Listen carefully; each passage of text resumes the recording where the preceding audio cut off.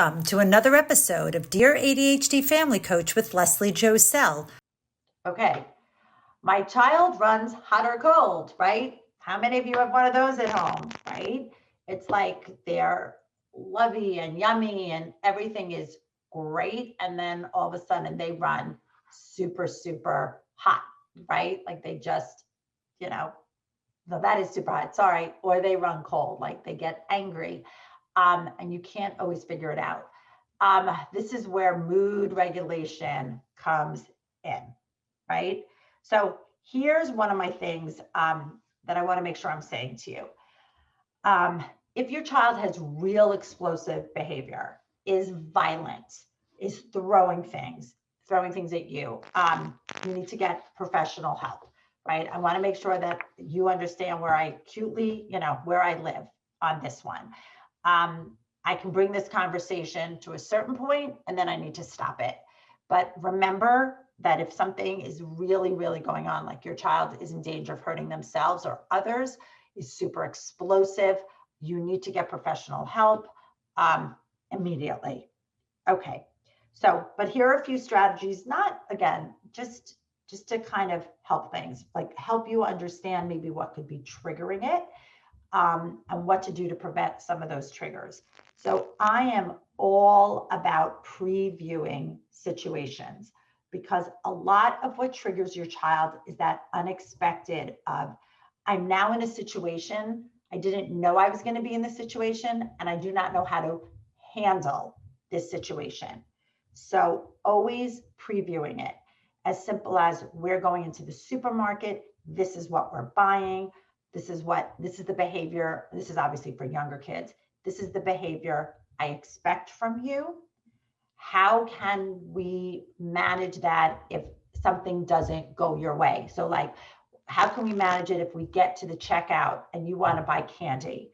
How are you going to manage that? I'm not going to buy you candy today, but let's figure out what you can do to manage that. So here you are understanding what the trigger is. You're presenting the trigger to your child and you're working through a solution prior, because even if it doesn't happen at checkout, you at least can say, this is what we discussed. This is maybe what we decided you were going to do. If that doesn't work for you, then we need to leave right now. But it's much better to preview and review the situation than it is to just go in cold. So always, always, always going over routines, everything, going over the routines. It's what I've noticed in all of my years, what really sets a child off is that unexpected. It's not either remembering what it is they were told they're going to have to do or where they were going to have to be, or, or just not like feeling in control. So as much as you can preview and review, it will help your child feel safe so they can just try to control those emotions just a bit more easily. Okay. This is for my younger kids. I used to try to do this with my son all the time. I would spend time every day, 15 to 30 minutes, doing anything they wanted. Now, within reason, obviously. So, because I have found, I want to say this the right way, I have found in my work over the years that limits and boundaries are the common source of explosive behavior.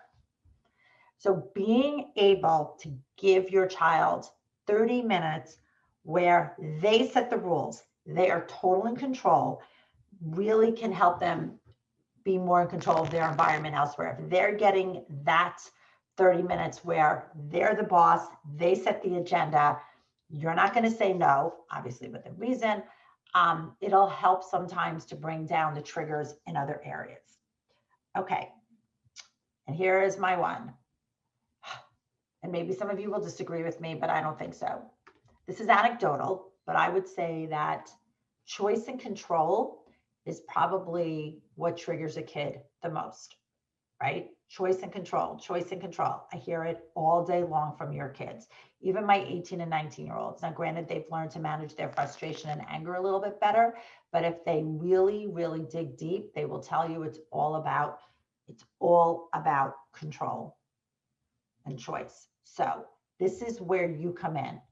giving your child as many choices, not overwhelming them, but as you can. So if you're going to give your child choices, remember that those choices need to be things that you're okay with. So it could be something as simple as, do you want to start your homework at 4:14 or 4:28? I like doing things on the odd numbers. Do you want spaghetti or chicken for dinner? Do you want to take your bath before this or before that or after that? Do you want to go to Jack's house, this or that? Whatever, as much as you can do that, your child will feel more control over their environment. And that's really where all that comes in. When that brain is flooded, it doesn't know what to do with itself. So feeling a little bit more in control of their choices will kind of leak in other areas. And that brings me to open-ended questions. And we're going to talk more about that in another one, but you've got to remember open-ended questions can flood the brain and make your child angry as well. So I hope that is a few things that just help. And then the one other thing I want to say here too is be mindful of the conversations you're having with your child. So here's another really way I do this. If I need to have a real important conversation with my child, I set a time limit, because when they are sitting down and they know the conversation is a heavy one and might set them off, giving them the parameters of how much time the conversation is going to take really helps your child not only stay focused on you, but also limits that frustration. So if they know, okay, this is a 10-minute conversation and when the timer goes off, we're done, they will be more present. And be mindful of how many people are speaking to your child at once. Keep thinking of cognitive load. If your child did something wrong and you need to have an important conversation with them, do you and your partner both need to be in the room, double teaming it? Trust me, I have seen this firsthand, secondhand, and third hand. The more people talking at your child, that is a trigger, like that is a no-brainer of a trigger. So maybe possibly figure out in your household who's going to have certain types of conversations and others. And I want to put my video on for this one. If your child gets angry and does something wrong, there's two parts to that equation, right? There's empathy and there's the teaching moment. They do not happen at the same time. That's why I went on this. I really need you to hear me say that. They do not happen at the same time. At the time your child is having a blow up, is angry, providing empathy is the best thing you can do. Understanding why he's doing that is the best thing you can do. Obviously not if they're violent. Remember, we're not talking about violent and things or hitting. That's a non-negotiable. And again, if that is happening in your house, you need to get help. But if your child's just angry, you've got to allow them to be angry and you need to be empathetic, right? The teaching moment comes next. The teaching moment comes when your child is calm. The teaching moment comes 24 hours later. If you hear me say anything on this topic, please hear me say that empathy and a teaching moment do not happen together. While your child is having his moment, do not have yours.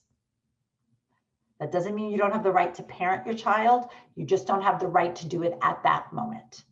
Okay? I really want to say that. That is super, super important. Hey everyone, thanks for watching. And if you want to be notified when a new Dear ADHD Family Coach episode drops, make sure to hit that subscribe button.